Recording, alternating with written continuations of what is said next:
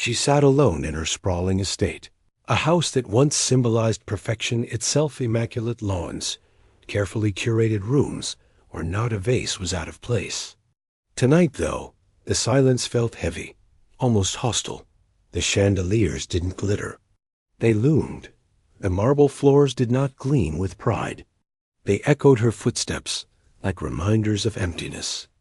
Martha Stewart, once America's domestic goddess, now sat in a chair too large for her body, staring at her reflection in the black glass of the window. She wasn't looking at the trees outside. She was looking at herself, at the empire she built, at the empire she lost, and at the cold truth that glory is fragile, more fragile than bone. It is hard to imagine that behind that calm, polished face had once been a fire so relentless, a hunger so ferocious, that she clawed her way from obscurity into the living rooms of millions. Harder still to imagine that same fire eventually turned into smoke, suffocating her, burning the very hands that fed it. But every rise has a cost, and every empire, no matter how grand, is built on foundations that can crack. Martha grew up in New Jersey, the daughter of working-class parents. She was not born into privilege, nor did her childhood home offer any guarantees of grandeur. What it did give her was discipline. Her father, exacting and demanding, insisted that every task be done with precision. Her mother taught her the art of order, the quiet rituals of cooking, sewing, gardening. These weren't luxuries, they were survival. But Martha, even as a young girl, sensed that survival was not enough. She wanted to thrive, to dominate, to take what she learned in that modest kitchen and elevate it to a stage the world could not ignore. She became a model in her youth. Tall, blonde, striking, she posed for cameras that saw only the surface. Yet Martha's ambitions went deeper. Modeling paid her way through school, introduced her to circles of influence, but it was never her endgame. She absorbed everything: the elegance of high society, the quiet codes of wealth, the art of appearances. She studied it like a language, and she would speak it fluently for decades to come. Then came Wall Street. She became a stockbroker, one of the few women in a world dominated by men with sharp suits and sharper tongues. She thrived. The chaos of the market thrilled her. The numbers, the risks, the bets. It was power wrapped in paper. But still, it wasn't enough. She didn't just want money. She wanted permanence, a mark, a legacy. And so she shifted again. From Wall Street to the world of homes and kitchens, a space traditionally ignored by the financial elite. To many, homemaking was small. To Martha, it was a canvas. Every pie crust, every flower arrangement, every folded napkin was not domestic trivia. It was theater. It was empire building. Her catering business grew quickly. Her books flew off the shelves. She wasn't selling recipes. She was selling aspiration. She turned kitchens into stages, living rooms into galleries, and gardens into sanctuaries. She embodied perfection, and Americans hungry for guidance, for order, for beauty in their chaotic lives, devoured every detail. Then came television. Martha Stewart Living. A voice, a brand, a world. She spoke softly, yet firmly, teaching millions how to bake bread, how to set a table, how to shape a life that appeared untouched by failure. Her magazine hit shelves like scripture. Her products filled stores. Her name became synonymous with elegance, discipline, and control. She was not just successful. She was iconic. But icons are dangerous. They are worshipped, but they are also watched, admired, but envied.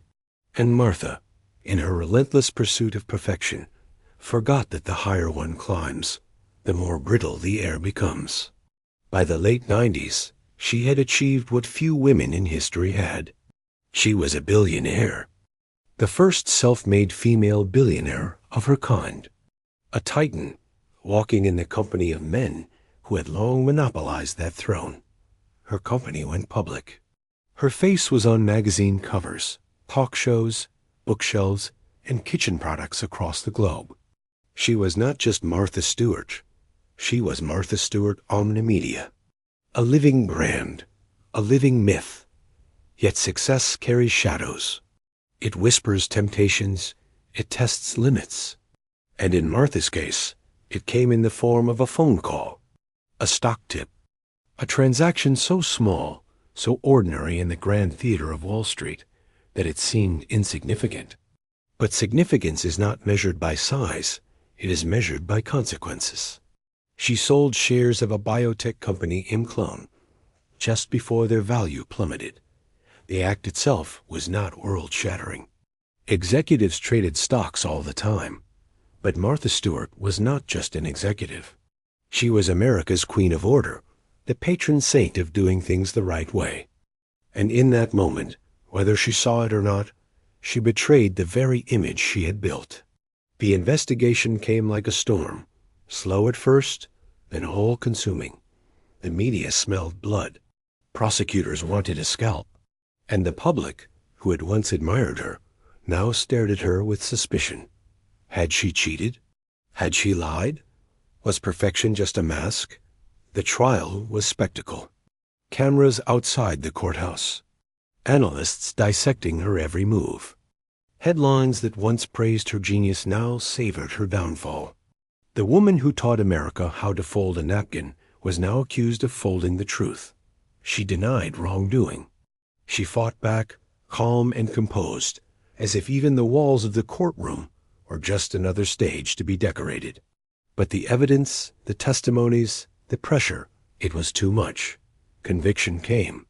Not for insider trading itself, but for lying to investigators, for obstructing justice. It didn't matter. To the world, Martha Stewart was guilty. And so, the unthinkable happened. The woman who once lived in mansions, who dined with presidents and billionaires, was sentenced to 5 months in federal prison. Imagine the silence of that first night, from silk sheets to a narrow bunk, from crystal chandeliers to flickering fluorescent lights, from a world where everyone served her to a world where she wore the same uniform as every other inmate. Perfection shattered, image destroyed. The empire trembled. The fall was not just financial, though billions evaporated. It was not just professional, though sponsors fled and stock prices collapsed. It was personal. Isolation crept in. Friends disappeared. Allies grew silent.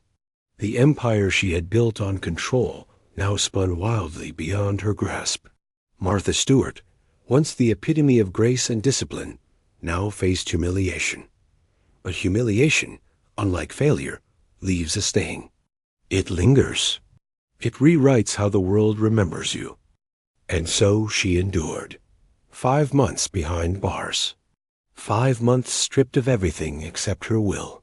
The woman who once taught millions how to create beauty now scrubbed floors, folded uniforms, survived the monotony of prison life. She remained composed, but inside she knew this was the price of ambition. This was the cost of the crown. She was released. But the world was not the same. She was no longer the goddess of perfection. She was the woman who fell. The public was divided. Some still admired her resilience. Others laughed at her shame. The empire limped on, scarred, but not dead. Yet Martha herself was never the same. Because when you fall from such a height, you do not walk away intact. You carry the cracks with you. The empire may rebuild. The brand may recover. But the soul remembers. The silence of prison walls does not fade. The memory of betrayal by others, by oneself haunts like a shadow that follows no matter how bright the spotlight. And now, as she sits in that quiet house, staring at her reflection, she wonders, was it worth it? Was the empire worth the price? The perfection, the control, the fame, were they ever real? Or were they illusions, fragile as glass, destined to shatter at the first strike? The reflection in the glass no longer frightened her. It saddened her. Behind the carefully sculpted hair, behind the smile that had once sold millions of magazines, She could see the woman who had been broken, remade, and broken again.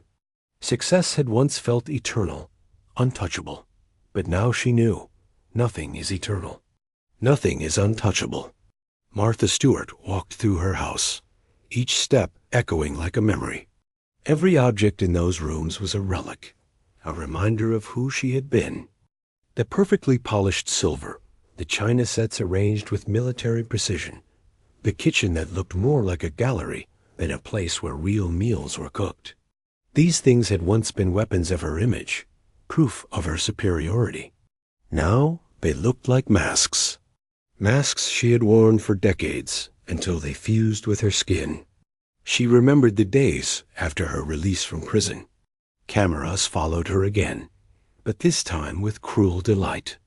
The world wasn't watching to be inspired. They were watching to see if she would break. Reporters asked if she had been changed, if she had been humbled. They wanted blood. They wanted spectacle. And Martha, always disciplined, smiled.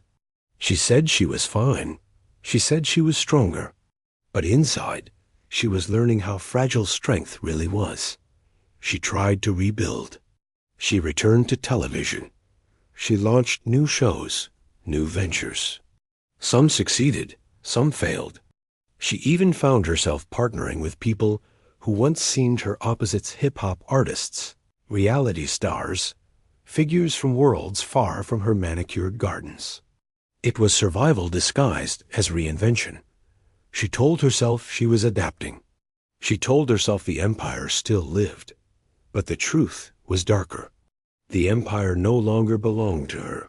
It belonged to the myth of her, to the public's fascination with her rise and her fall. She was no longer the teacher of perfection. She was the cautionary tale of ambition. Every appearance, every interview, carried the shadow of prison. Every triumph carried the echo of betrayal. At night, when the cameras were off, she would sometimes sit in silence and think of the women she had left behind in prison. Their faces, their stories, their losses. For them, there were no second chances, no cameras waiting outside the gates, no empires to salvage. She had lived their world, if only briefly, and it haunted her. She wondered if that was why she had been sent there, not for the crime, but for the lesson. To see that beneath the silk and the marble, she was just another soul capable of breaking. The irony was cruel.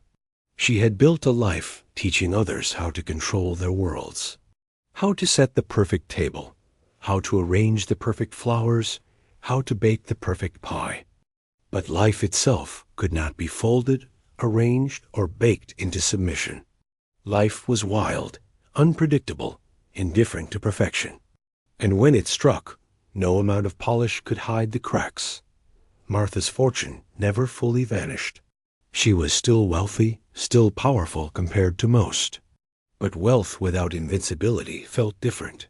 Power without reverence felt hollow. She had learned that even empires can become cages, and cages can follow you long after the bars have been removed. There were moments, though, when she caught herself missing the climb. The thrill of the early years, when success was not yet expected, but fought for with every breath. Back then, every victory was electric, every book launched a triumph, every deal a conquest. There was danger in those years, risk, hunger. She realized that in chasing perfection, she had strangled the very chaos that once made her alive. Now, chaos had returned, but it was no longer the chaos of possibility. It was the chaos of memory. People still asked her about redemption. They wanted a neat answer, a lesson packaged like one of her recipes. But redemption is not neat. It is not orderly. It does not follow instructions. Sometimes it doesn't come at all. She reflected on the lowliness of success. At the peak, she had everything: wealth, power, admiration. But what she lacked, and what she never admitted, was intimacy. Genuine closeness. Her relationships had been shaped by ambition. Her friendships filtered through utility. When the empire cracked, so did those ties. And in the silence that followed, She understood what she had traded away. There were evenings when she walked her gardens alone, touching the petals of roses she had planted years ago. They bloomed without her attention, without her control. Nature was indifferent to her fall. The flowers did not care that she had once been a billionaire. The soil did not care that she had once been a prisoner. And maybe, in that indifference, there was freedom. But freedom came with pain. For every flower she touched, there was a thorn she could not avoid. For every memory of triumph, there was a reminder of shame. And the shame lingered longer, deeper, more stubborn than glory ever had. What is the measure of a life? Is it the wealth one accumulates? The empires one builds? Or is it the scars one carries after those empires fall?